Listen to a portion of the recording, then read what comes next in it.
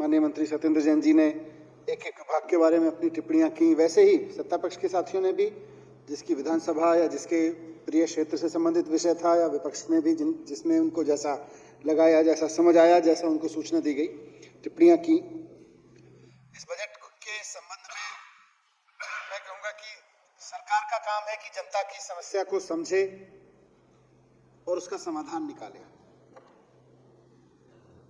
और जब हम बजट पेश करते हैं तो या बजट तैयार करते हैं तो बजट में वर्तमान समस्याएं, आगे आने वाले समय की कोई ऐसी संभावित समस्या, और फिर जनता के, आम लोगों के सपनों की उड़ान, उसको कैसे पंख लगाए जाएं, इस सब पे काम करने की जरूरत पड़ती है। और ये सरकार के बजट में नहीं, घर के बजट में भी ये होता है। आदमी सोचता है हमारी अभी की समस्याएं क्या हैं, कल को और क्या समस्या आ सकती है, फिर मेरे या मेरे बच्चों के सपनों की उड़ान क्या है, इन्हीं को लेकर आदमी घर का बजट तैयार करता है। बिल्कुल पहले बजट से लेकर आज तक, मुझे 8वीं बार पेश करने का मौका मिला बजट इस सदन में, पहले बजट से लेकर आज तक माननीय मुख्यमंत्री जी के साथ या खुद जब भी मैं बजट के बारे में सोचने बैठा, पहले बजट में माननीय मुख्यमंत्री जी ने निर्देश दिया था कि ऐसे समझो जैसे अपने घर का बजट बना रहे हो, वही प्रायोरिटीज रखेंगे, वही तौर तरीके रखेंगे, उसी तरह का सिलसिला रखेंगे, और आज तक वैसे ही काम किया है।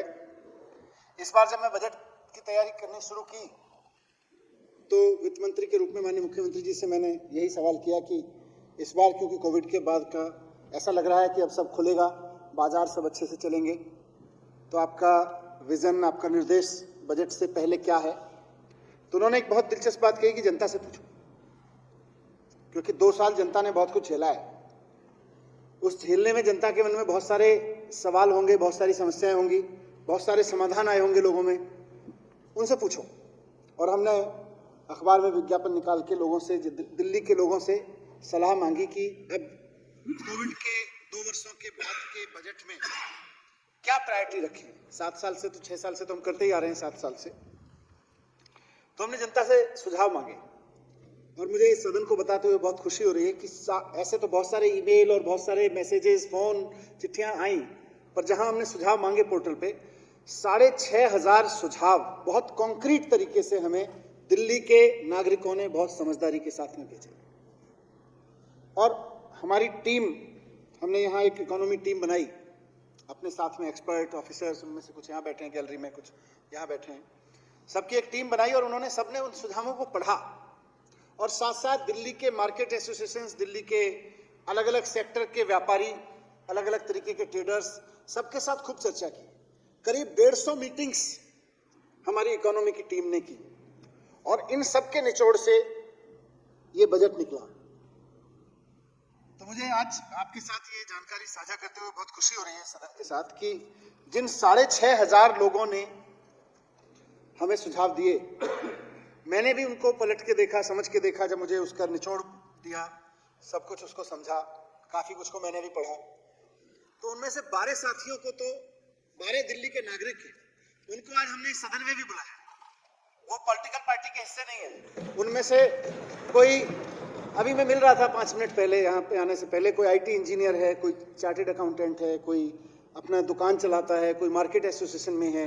सब तरह के लोग इस सदन में बैठे हैं आज, इस हमारे यहाँ मेहमान के रूप में बैठे हैं। मैं अध्यक्ष महोदय आपकी अनुमति से कुछ साथियों के नाम लेना चाहूंगा। इन सब लोगों, ये सिर्फ वो 12 लोग नहीं है, ये 6,500 लोगों में से कुछ रिप्रेजेंटेटिव बुलाए, लेकिन यहाँ समय की और स्थान की सीमा है, सबके नाम भी नहीं लिए जा सकते और सबको यहाँ बुलाया भी नहीं जा सकता। जैसे गांधीनगर मार्केट का आइडिया, इस बजट में खूब तारीफ हो रही है उसकी, और चारों तरफ गांधीनगर के मार्केट एसोसिएशन से बधाई आ रही है हमको कि जो बहुत बढ़िया किया आपने। हरिओम शर्मा जी, उन्होंने हमको दिया, उन्होंने चिट्ठी में लिखा। इसी तरह से इलेक्ट्रॉनिक पार्क जिसका जिक्र किया, आईटी पार्क, बोले जी कॉलेज बहुत हैं, मार्केट मॉल्स भी, मतलब मार्केट भी बहुत है, लेकिन इलेक्ट्रॉनिक पार्क खड़ा करो। मनीष बिरमानी जी और मोहित भारद्वाज जी, और मोहित भारद्वाज जी तो हमारी दिल्ली सरकार में एक काम करते हैं, सरकारी कर्मचारी हैं। जब उनको ऐसे ही रैंडम हमने 6,500 लोगों में से 12 लोगों की लिस्ट बनाई देख के, तो पहली बात वो बोले कि आप लोगों ने मेरे सुझाव माने थे, मुझे ये यकीन नहीं हो रहा है, फिर सरकार मुझको बुला रही है, मुझे तो बिल्कुल यकीन नहीं हो रहा। हमारे जितने हजारों कर्मचारी हैं उनमें से एक कर्मचारी हैं, लेकिन उन्होंने कंक्रीट सुझाव दिए, सरकार ने उनको समझा, उस पर और चिंतन किया, स्टडी किया। आज इलेक्ट्रॉनिक पार्क दिल्ली में हम बनाने की बात कर रहे हैं, इलेक्ट्रॉनिक मार्केट बड़ा खड़ा करने की बात कर रहे हैं। सुनील पांडे जी उन्होंने ई कॉमर्स वेबसाइट का सुझाव दिया कि जो हमने दिल्ली बाजार की, उनकी तरफ से सुझाव आया कि इसको इस तरह की हमें दिल्ली में वेबसाइट बनानी चाहिए, आम युवाओं को इससे मदद मिलेगी, आम छोटे छोटे दुकानदार जो युवा दुकानदार चला रहे हैं उनको मदद मिलेगी इससे। अखिल जाजू जी, करण गोयल, नितिन गुहा, रवि रंजन गुहा, सौरभ गुप्ता, इन्होंने मार्केट के जो हमने 5 मार्केट्स को रीजनरेशन की बात की है, इनके सुझाव इनकी तरफ से है। इसी तरह से तरंग नारायण जी इन्होंने स्टार्टअप को लेके काफी सुझाव दिए, सिंप्लीफाई कैसे किया जा सकता है, कैसे उसमें से और नौकरियां निकल सकती हैं, कैसे हम इंडिया को, कैसे हम दिल्ली को इंडिया का स्टार्टअप हब बना सकते हैं, उस पर काफी सुझाव दिए। प्रहलाद जैन जी उन्होंने एमनेस्टी स्कीम के बारे में हमें लिखा। ऐसे बहुत सारे लोगों ने सुझाव दिए, लेकिन कुछ रिप्रेजेंटेटिव मैं बता रहा हूं। ये सब जितने 6500 लोगों ने हमें लिखा, और इन 12 लोगों ने के भी जिनका मैंने जिक्र किया, 10-12 लोगों का, ये सब रियलिस्टिक सॉल्यूशंस थे, एकदम आम आदमी वाले सॉल्यूशंस इन्होंने दिए। और आज आम आदमी का बजट के रूप में सबके सामने मैं समझता हूं कि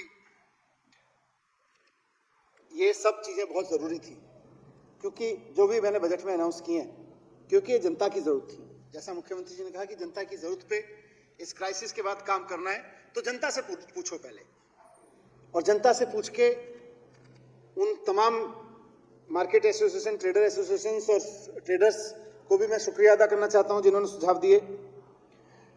इसका जो हमने खाका बनाया, उसमें सबसे बड़ी चीज ये है कि हमने 20 लाख जॉब का सपना देखा है। 20 लाख जॉब अगले 5 साल में क्रिएट, और ये नई नौकरियां होंगी। ये ऐसा नहीं है कि आज ये कर रहे थे कल को ये करने लगेंगे, ये नई नौकरियों के अवसर होंगे 20 लाख। और हमने कहा है, तो सब जानते हैं कि जब केजरीवाल जी कहते हैं तो करके दिखाएंगे, तो ये भी करके दिखाएंगे। नेता प्रतिपक्ष आदरणीय हमारे बड़े भाई विधुड़ी जी बोलने शुरू हुए तो उनकी पहली लाइन वही थी जो आज तक हमेशा नेता प्रतिपक्ष की बजट के बारे में रहती है, निराशाजनक है। तो मैं यही कहूंगा कि बिल्कुल भाई साहब, आपके द्वारा ये सुनना हमारे लिए बहुत आशाजनक है कि ये बजट निराशाजनक है,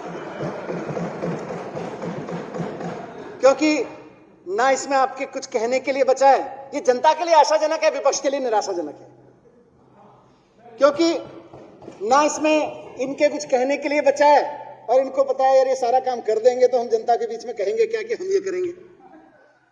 तो ना कुछ कहने के लिए बचा, ना करने के लिए बचा, इसलिए इनके लिए पूरी तरह से निराशाजनक है। मैं इनसे सहमत हूं।